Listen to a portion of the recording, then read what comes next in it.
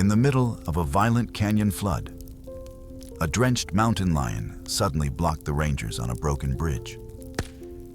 She didn't attack, didn't flee. She stared at them with desperate eyes, then looked down at the raging water below, as if trying to say, someone is still down there, and there's no time left. The storm had rolled through Zion Canyon like a freight train in the night, tearing down branches, flooding trails, and turning the narrow creek into a furious river that swallowed everything in its path. By sunrise, the sky was deceptively calm, soft orange light brushing the cliffs. Yet the damage beneath it was undeniable.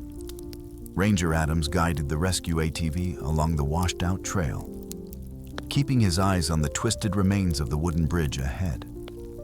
He wasn't expecting company, at least not the kind that made the hair rise on the back of his neck. A deep, trembling roar echoed across the canyon walls. Adams hit the brakes. Standing on what remained of the collapsed bridge was a full-grown mountain lion, drenched, shivering, and furious at something the human eye couldn't yet see. The cat's paws were planted at the very edge of the broken planks, claws dug into the wet wood as if anchoring itself there. For a second, Adams thought it might leap at him, but the lion didn't advance. It wasn't hunting. Its golden eyes kept flicking downward, toward the churning water below, then snapping back to Adams as if demanding he look closer. Mia, the young trainee riding with him, slid off the ATV with a hand raised cautiously. "She's not acting like a wild cat," she whispered. "She's guarding something."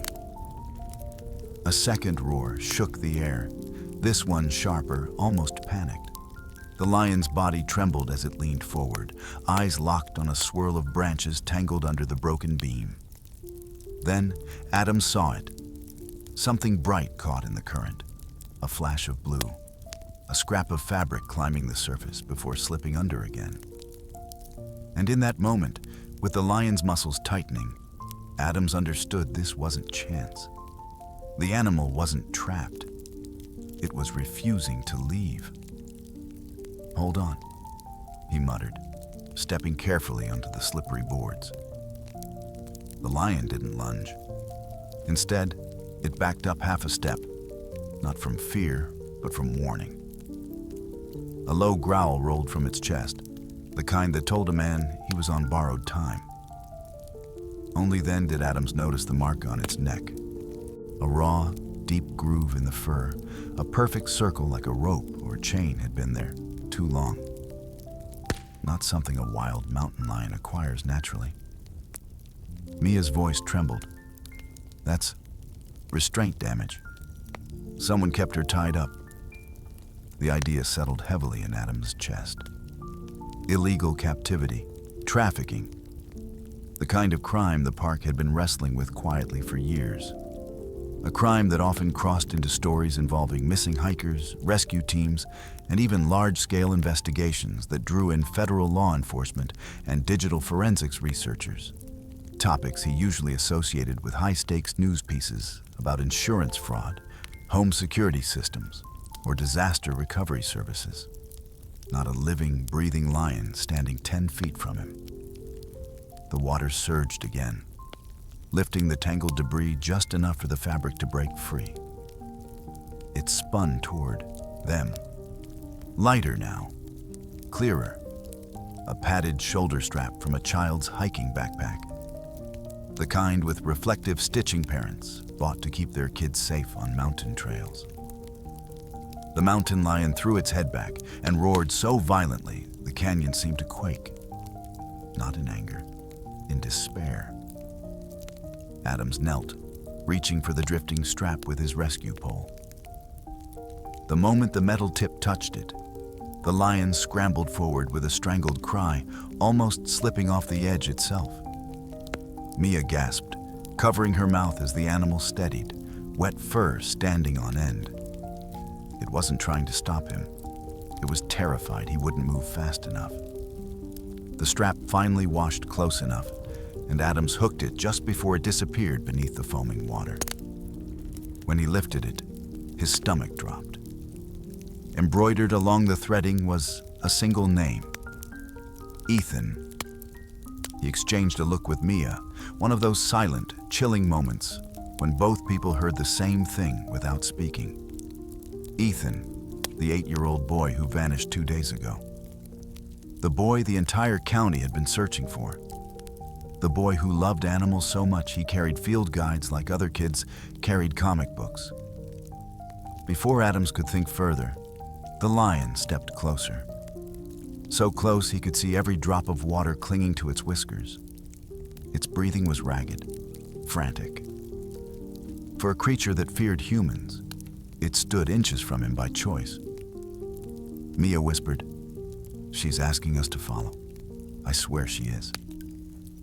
The lion turned, stared at them once more, then bounded off the bridge with a limp Adams hadn't noticed before. It paused on the trail, looked back and growled, a short, sharp command. Adams swallowed hard. The morning sun was creeping over the canyon rim, filling the ravine with gold light. But the weight in his chest said the day was about to grow darker. Much darker. A captive mountain lion, a missing boy. Something terrible had happened here, and the only witness was limping away, begging them to understand. He grabbed the strap and nodded at Mia. "We're going after her." Because whatever the lion had seen, whatever it was trying to protect, it wasn't done fighting for it. And now, neither were they. The mountain lion moved with a strange mix of urgency and exhaustion, her paws slipping slightly on the wet stone as she guided Adams and Mia deeper along the washed-out trail. The morning sun was climbing, but the canyon air still held the sharp bite of last night's storm. Water dripped from the fir branches overhead, the sound merging with the distant rush of the river below. Adams tightened his grip on the backpack strap they'd recovered. The name Ethan staring at him like a warning carved into the fabric. Mia walked beside him, glancing between the lion and the battered trail. "She keeps looking back at us," she murmured, "like she's afraid we'll turn around." Adams nodded. "She's leading us somewhere, and whatever happened, it wasn't an accident." They followed the lion around a bend, where the trail narrowed into a rock chute carved by centuries of runoff. Mudslides had scraped the walls raw. Branches and debris were wedged in impossible places, proof that the storm had hit harder than any forecast suggested. A few yards ahead, the lion stopped abruptly. Her ears twitched, and she let out a low, uneasy growl. That's when Mia spotted it. The first undeniable sign that this wasn't just a simple missing child case. Half buried in the mud was a small metal carabiner, the kind hikers used on harnesses and backpacks. It was bright orange, scratched, and clipped backward. Something a child might do while fidgeting or playing pretend. Mia wiped it off and held it up. "This belongs to a kid, no doubt." Adams examined the ground. Next to the carabiner was a shallow, partial footprint, too small for an adult. The tread pattern matched the kind of hiking shoes parents bought when they wanted comfort, good arch support, and safety. For the same reasons they bought top-tier health insurance, family protection plans, or home security devices. It was the kind of shoe Ethan always wore in photos posted around the missing person notice. For a moment, Adams felt something tighten in his chest. It was hope, but fragile, thin as a thread. The lion moved again, more slowly now, favoring her front leg. She stopped at a boulder and pawed the ground beside it. Mia crouched to inspect the spot, then gasped. There, smeared across the damp stone, was a streak of dried blood. But the color wasn't quite right. Adams touched it, rubbed it between his fingers, and shook his head. Not human. It's animal blood. The lion let out a soft chuff, almost a plea. She lowered her head until it nearly touched the stained stone, then looked up at them with an expression that didn't belong on a predator. It was fear. Mia swallowed. She's hurt, and she must have fought something off. They moved on, and only a dozen yards later, they found another piece of the puzzle. A trail of deep grooves in the mud, as if something heavy had been dragged. The lion stiffened, tail twitching, and pressed her nose to the marks. She gave a short, frustrated cry. Adams exchanged a tense look with Mia. This wasn't just a kid wandering off. Someone, or something, pulled him along this route. Dragged, Mia whispered. Dragged or carried. For the first time since the search began, the canyon felt different. Less like a disaster zone and more like a crime scene. Adams felt that familiar shift. The sense he got when a rescue operation turned toward investigation. The kind he'd read about in federal reports dealing with identity theft, insurance claims, and missing person cases tangled in larger criminal activity. They followed the dragged path another few minutes until the lion suddenly leaped onto a fallen tree, staring intensely into a thicket of willow bushes. Her muscles tensed. She hissed, a warning, protective and sharp. Adams pushed aside the wet branches and froze. There it was. A child-sized rain jacket, red, torn, and snagged on a broken limb. The label inside showed a faded name written in permanent marker.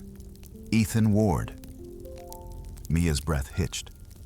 Oh God, this is really him. But what unsettled Adams more wasn't the jacket. It was the set of footprints beside it. Large ones, adult-sized, and not the heavy tread of a hiker's boot. These were smooth-soled, like cheap outdoor shoes someone might buy last minute. The way people bought cut-rate gear when they didn't want purchases tied to them. The lion lowered her head, sniffing the jacket, and suddenly whimpered. The sound was soft, desperate, almost maternal. Mia wiped her face. She knows him. I think Ethan helped her. Before all this. Adams didn't reply. He was staring at something half buried in the mud beside the adult footprints, a broken piece of leather strap with metal studs. Not a belt. Something sturdier. A restraint, he muttered. Part of a cage harness. Someone brought equipment up here. And then another realization hit him, cold and unwelcome. You don't use equipment like this unless you plan to move something alive. The mountain lion stiffened, ears pointed sharply toward the east, toward the deeper canyon. She looked at them, eyes blazing with urgency, then bounded forward again. She didn't wait to see if they followed. She trusted they would. Adams grabbed the torn jacket and the broken leather strap. Mia, radio the search base. Tell them we've got confirmed signs of Ethan, plus evidence of illegal captivity. And tell them the lion is leading us. Mia nodded and lifted her radio, voice trembling but steady enough to send. As Adams hurried after the lion, the canyon felt tighter, darker, as though the storm had left more than physical damage behind. The lion vanished around a bend, then reappeared just long enough to push them onward. For the first time in the search, Adams knew this wasn't going to be a recovery mission. It was a race. Against time, against the canyon, and against whoever had taken Ethan. And the only guide they had was a wounded mountain lion who refused to give up. The trail narrowed into a long corridor of sandstone and dripping juniper branches. The kind of place where sound traveled strangely, too fast, too far, or not at all. Adams moved carefully, scanning every inch of ground while the wounded mountain lion limped ahead, pausing only when the pain in her front leg forced her to slow down. Mia stayed close behind him, clutching the torn red jacket they had found. It was heavy with rainwater and fear. They had gone less than a quarter mile when the terrain changed. The mud thinned out, replaced by a flattened section of gravel covered in sharp, erratic scuffs. The lion stopped at the edge of it, ears flattened, tail flicking with agitation. Adams crouched and touched the disturbed ground. The pattern didn't match the smooth rhythm of a boy stumbling through a storm. It was messier, deeper, as if two bodies had slid or fought for balance. Something happened here, Mia whispered. Not just dragging, a struggle. Adams nodded. And whoever was with him wasn't expecting the storm to hit this hard. The lion let out a short, sharp cough-like sound, half warning, half memory, and stepped aside. Only then did Adams see the metal glint on the ground. A broken latch, thick and rusted, the kind used on wildlife transport cages.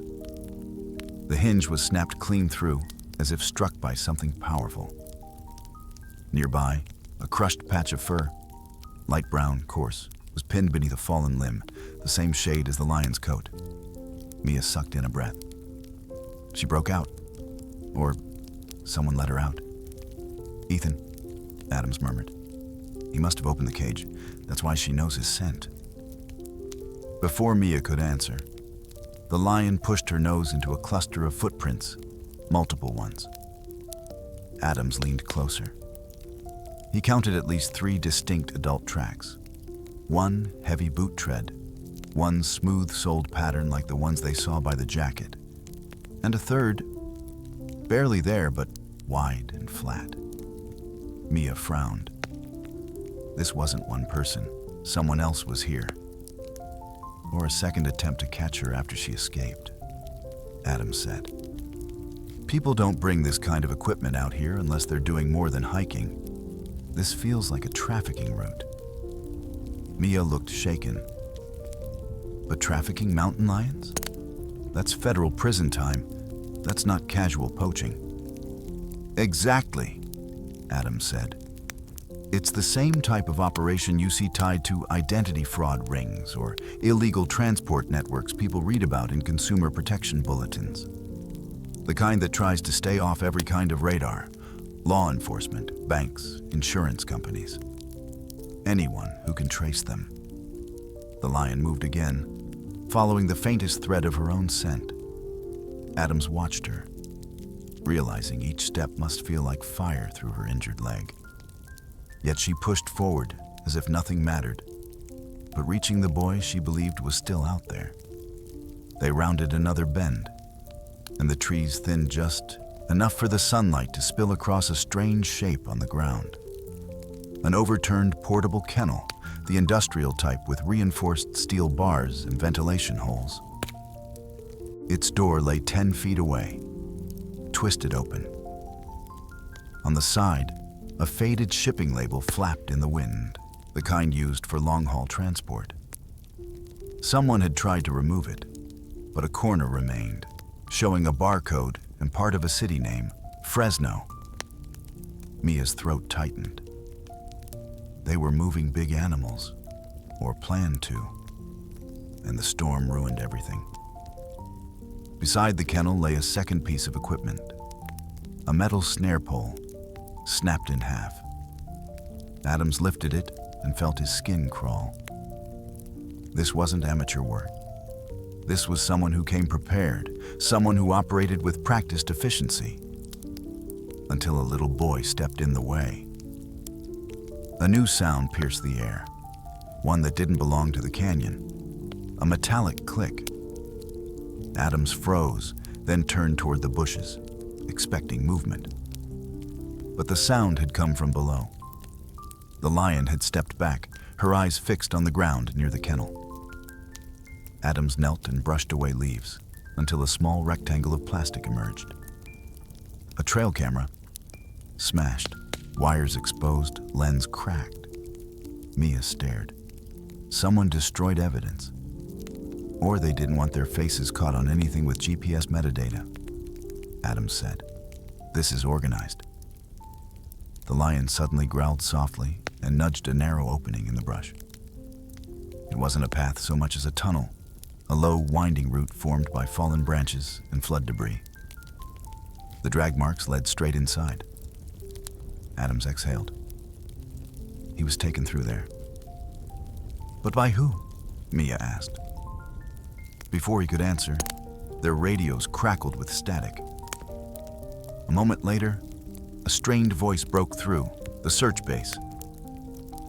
Adams, we just received a report. A hiker saw someone matching Leo Kane's description heading toward the canyon's eastern fork yesterday afternoon. He was carrying gear, lots of it. Mia's face drained. Leo Kane was here. And suddenly the broken cage, the snare pole, the extra footprints, they all made sense.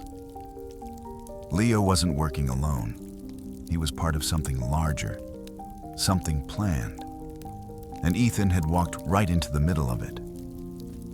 The lion limped into the brush tunnel, turned, and looked back at them with an urgency that hit Adams like a punch. She knows where he is, Adams whispered. Then we follow, Mia said. They ducked into the dark, narrow passageway behind the lion, the canyon closing around them like a warning. Whatever lay ahead, whatever these hunters had intended, was no longer unfolding in secrecy. They were chasing it now. And somewhere beyond the twisting path, a terrified 8-year-old boy was counting on them to keep up. The narrow brush tunnel spat them out into a side ravine so steep and twisted that Adams had to stop for a moment just to understand where they were. Storm runoff had carved the walls smooth and wet, turning the ground into a slick mess of shale and broken roots. The mountain lion, limping harder now, pressed forward with a determination that made Adams's chest tighten. She wasn't just guiding them. She was racing pain, time, and something far worse that waited ahead.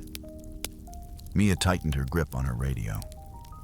This place isn't even on the trail map. That's because it shouldn't exist, Adams said quietly. The storm must have opened this up last night.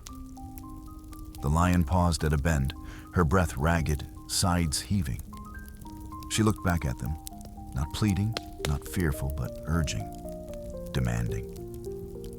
Then she slipped through the gap. Adams followed and froze. Before them yawned a collapsed cave entrance, half buried under fresh rockfall. Mud seeped into the opening. The air smelled of soaked earth and something else. Fear, stale and metallic.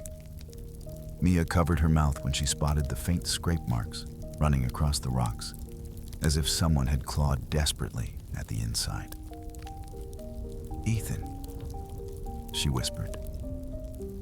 The lion limped straight to the collapsed section and lowered her head, sniffing hard.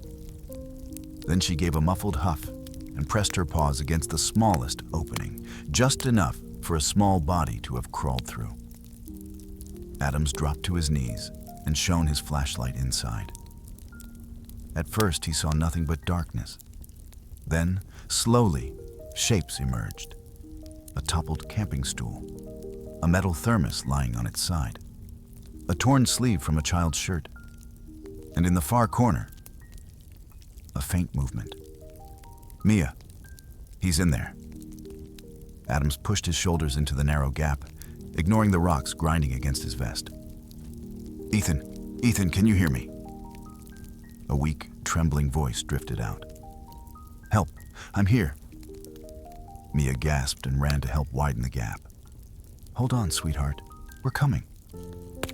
Inside the cramped space, Ethan lay curled on top of a rock platform, an island created by the flood.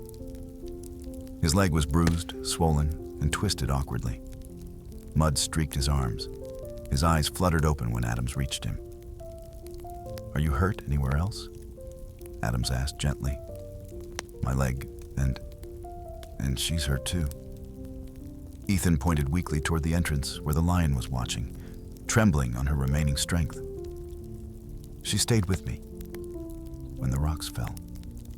She covered me. Adams swallowed hard. The kid wasn't lying. The lion's fur was matted with blood he hadn't noticed before. She must have taken the brunt of the falling stones. The realization hit him harder than he expected. This wasn't instinct. This was devotion, something that shattered the line between wild and human. "What happened, Ethan?" Mia asked softly. "Can you tell us?" Ethan's chin trembled. I let her out. Out of the cage. He was going to take her. To sell her. There were two men, not just Leo. One of them hit her with something. I tried to run, but the storm came and his breath broke, and he pressed his face into his hands. I didn't mean to make everything worse. "You didn't," Adam said firmly. "You saved her, and she saved you right back." Another deep rumble rolled through the canyon, shaking dust from the cave ceiling. Mia stiffened. "Adams, is that thunder?" "No," he said grimly. "That's the canyon runoff hitting another break. The second surge is coming." They had minutes, maybe less. Adams lifted Ethan gently, careful of his injured leg. The boy cried out softly, but clung to Adams's jacket. Mia crawled backward through the opening, pulling Ethan's backpack and a water bottle with her. The lion tried to follow, but when she pushed her injured shoulder against the rocks, she collapsed with a low, heart-wrenching cry. "She won't fit," Mia said, voice cracking. "She's too hurt to push through." Ethan sobbed. "No, she can't stay. The water will fill the cave." Adams had no time to think, only to act. He wedged his boots against a slab and shoved with all his strength. The rocks shifted slightly, leaving an opening barely wide enough for the lion's head. Mia pushed beside him. "Come on, girl, come on, push!" The lion whimpered, braced her hind legs, and forced herself forward. Pain tore through her body. Anyone could see it. But she didn't stop until her head and shoulders broke through. Adams grabbed the loose skin behind her neck and hauled, Mia pulling from the other side.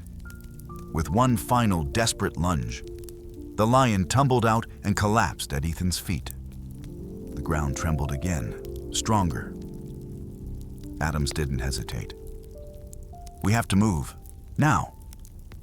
He scooped Ethan into his arms while Mia tried to support the lion, guiding her gently. Together they stumbled up the slope, climbing as fast as the collapsing canyon would allow. Behind them, water roared into the cave like a beast awakened, swallowing everything in seconds. When they finally reached a narrow plateau, Adams set Ethan down on a dry patch of gravel. The boy immediately crawled to the lion's side, resting his small hand on her cheek. "She never left me," Ethan whispered, "even when she was bleeding. Even when I was scared." Adams knelt beside him. "She's a fighter, but we need to get both of you home." Ethan nodded weakly, but then looked up, fear returning to his eyes. But he's still out here. "Leo and the other man. They said if I told anyone, they'd come back. They'd hurt the cubs too." Mia and Adams exchanged a look, sharp, cold, unmistakably serious. "There's someone else involved," Mia murmured. "This is bigger than we thought." Adams stood, scanning the canyon below. The storm's second surge thundered through the ravine, powerful enough to move boulders. And somewhere in this unforgiving wilderness, two desperate men were trying to cover their tracks before anyone found them. "They won't get far," Adams said. "Not now. Not after this." The wind shifted, bringing with it the faintest echo of something metallic, like a tool clanging against rock. Mia lifted her head. "Did you hear that?" Adams nodded slowly. "Yeah, and I know exactly what it means. Someone was close, watching. And they didn't want Ethan or the lion making it out alive." The sound echoed through the canyon again, metal clanging against rock, sharp enough to slice through the roar of the flood below. Adams shifted his stance instinctively, angling himself between Ethan and the open slope. The lion lifted her head weakly, ears twitching, a low warning hum rumbling in her chest, despite the pain radiating through her injured shoulder. Mia scanned the ridge above them. That wasn't the storm. Someone's up there. Adams nodded grimly. And they know we found the boy. The wind picked up, scattering grit across the plateau. Ethan winced at the noise and clutched the lion's fur, as if afraid she might disappear if he let go. The mountain lion answered with a soft, pained growl, not threatening, not wild, just protective. Adams knelt beside Ethan. Listen, buddy, we're getting you both out of here. But I need you to tell me something important.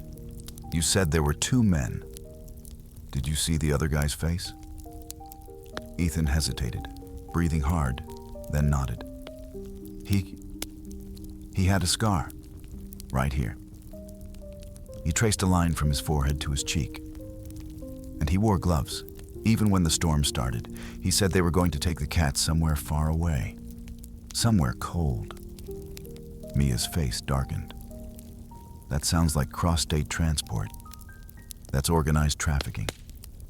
The kind tied to major investigations, the kind federal agencies track through digital forensics, shipping records, even credit monitoring, because these people use fake identities to move animals across borders.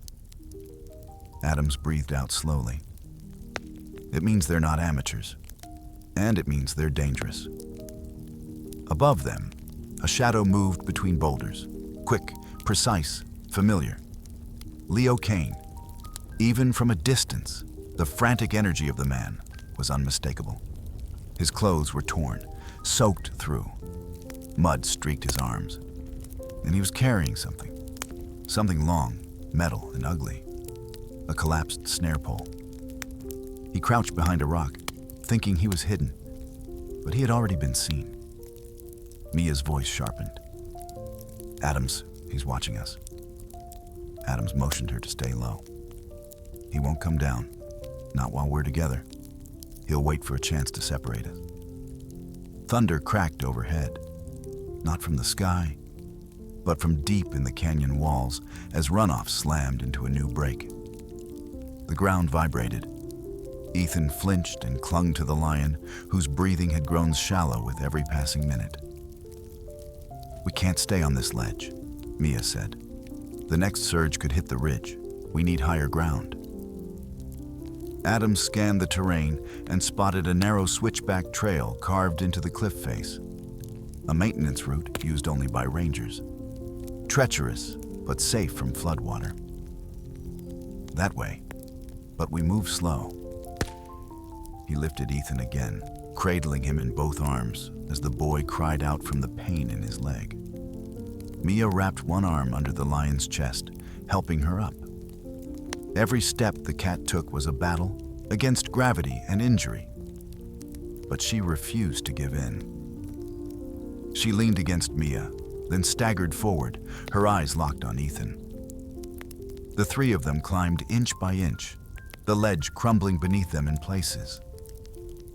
Adams braced his boots carefully, feeling the stone tremble under the pressure of the storm-soaked ground. Ahead, the lion slipped. Mia caught her just in time, sliding on one knee but holding firm. "You're okay, girl," she whispered. "We've got you." Halfway up the switchback, a sharp cracking sound made Adams whirl around. A bullet ricocheted off the rock beside them, throwing sparks. Ethan screamed. The lion, in a surge of instinct that defied the pain, lunged in front of him with a snarl that echoed across the ridge. Mia ducked behind a cluster of boulders. "He's shooting at us." Adams scanned the ridge below, and there, Leo Kane, bracing himself on a fallen log, aiming a cheap handgun with shaking hands. His face was twisted with panic, mud streaked through his blonde hair. When he spoke, his voice carried through the canyon like gravel. "Give me the cat. Give her to me and I'll let you go." Adams shouted back. "You're done, Leo. Back away." but Leo only laughed. The sound was high, desperate, unhinged. Do you even know what she's worth? Do you have any idea how much people will pay for her? She's tame. She trusts humans. You don't get gold like that twice. Mia whispered fiercely. He's insane. Adams hissed. Keep moving. Another shot rang out, hitting the rocks above their heads. The lion roared, staggering as she tried to stand protectively between Ethan and the gunman, a wild creature offering her broken body in place of the child she saved. Adams didn't waste another second. He shifted Ethan to his shoulder and sprinted up the last stretch of the switchback. Mia dragged the lion, her boots slipping on wet stone.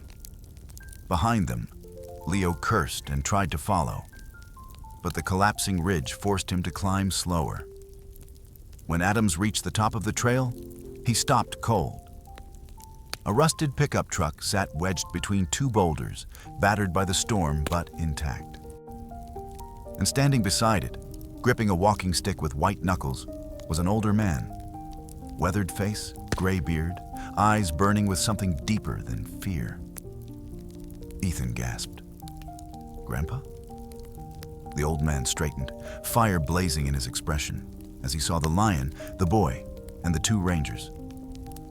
I thought you might have come this way, he said, voice hoarse but strong. The base told me you found his jacket. I wasn't waiting around. Below them, Leo Kane scrambled onto the final stretch of the path. He lifted the gun again. The old man didn't hesitate. He swung his heavy walking stick across a jutting rock, sending a shower of stones cascading down the slope.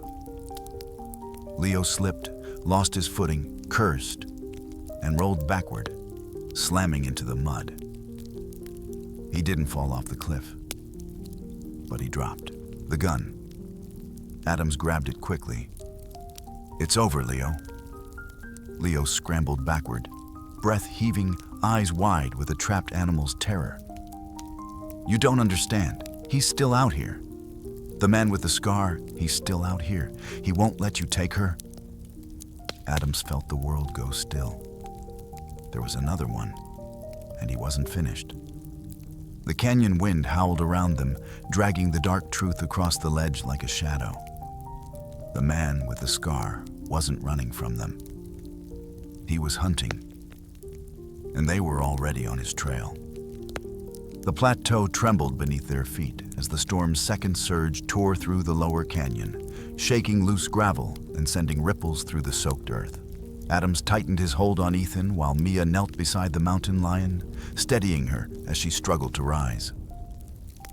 The old man, Ethan's grandfather, stood guard at the truck, scanning the ridgeline with that seasoned vigilance only years in the wilderness could forge.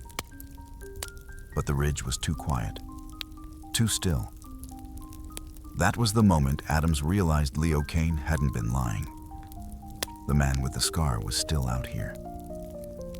A faint crunch of gravel confirmed it. A figure stepped out from behind a twisted pine, tall, broad-shouldered, wearing a drenched canvas jacket. A jagged scar carved a pale line down his face, disappearing beneath a thick beard. He wasn't frantic like Leo. He was calm in a way that chilled Adams to the bone. In his hand was a tranquilizer rifle, the industrial kind used for moving large wildlife across state lines. Illegal without authorization, expensive, and frighteningly efficient. The scarred man spoke with a steady, cold voice. Step away from the cat. Ethan whimpered and clung to the lion. She pulled her head up despite the agony, planting her body protectively between him and the gun. It was instinct, but it was also something far deeper, something chosen. Adams lifted his hand slowly. The boy's injured. It's dying. This ends now. It ends. The scarred man nodded. When I get what I came for. Mia whispered to Adams. He's too far for a rush. We'll never reach him.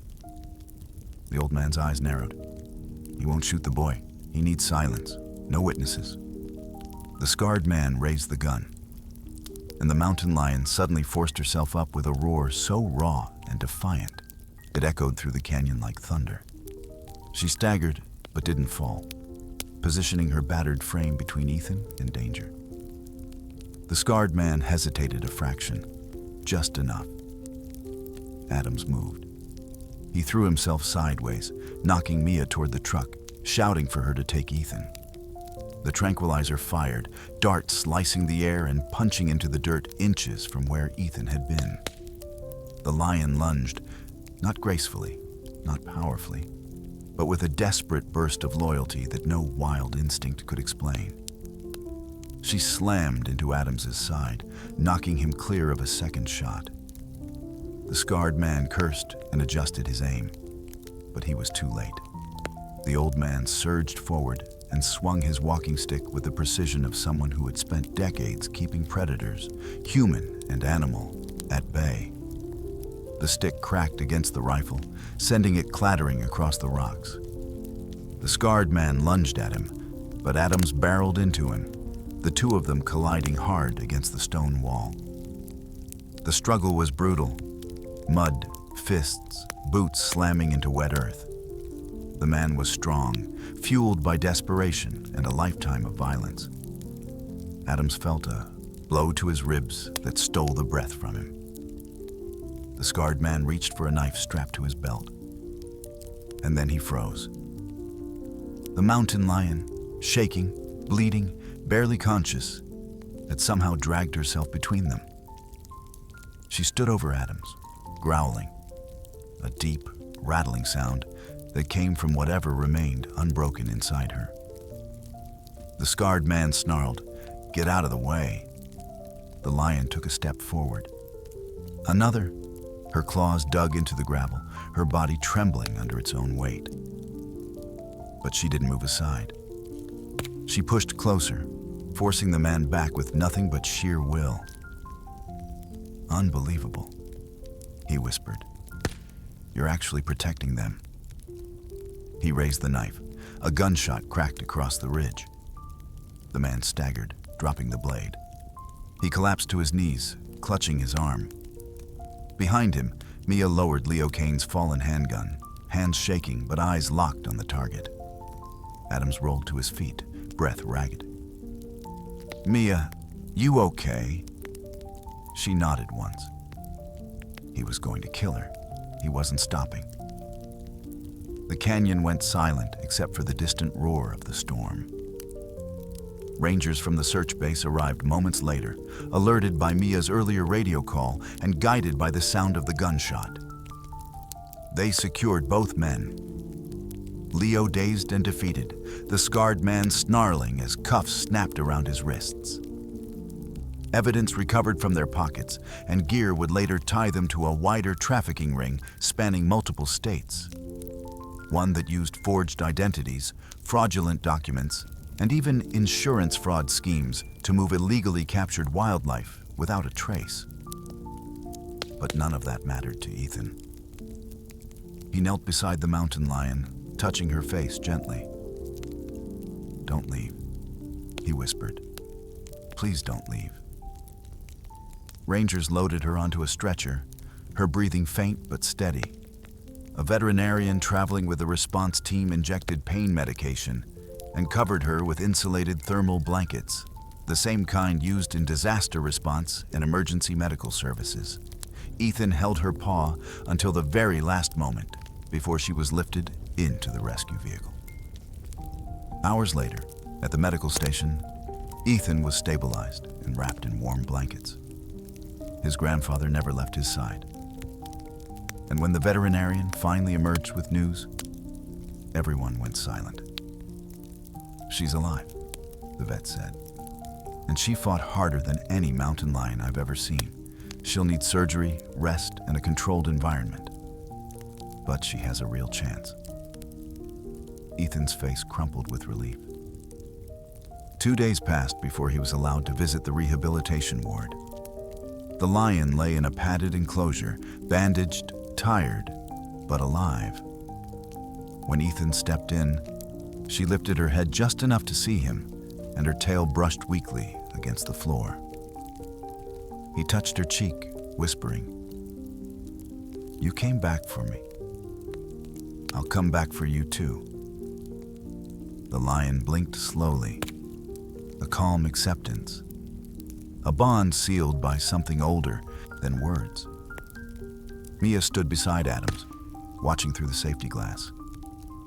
"You know," she murmured, "people spend thousands on home security, life insurance, protection plans. But that boy survived because of something you can't buy." Adams nodded. "Loyalty?" The sun dipped behind the canyon walls, bathing the room in warm, amber light. The storm had passed, leaving destruction in its wake, but also revealing something rare, something fragile, something worth saving. A wild heart, a boy who believed in it, and a bond neither storm nor cruelty could break. "Rest now," Adams whispered, watching the lion settle. "You earned your place in the world today." And in the quiet that followed, the mountain lion closed her eyes, not in fear, but in peace, knowing she wasn't alone anymore.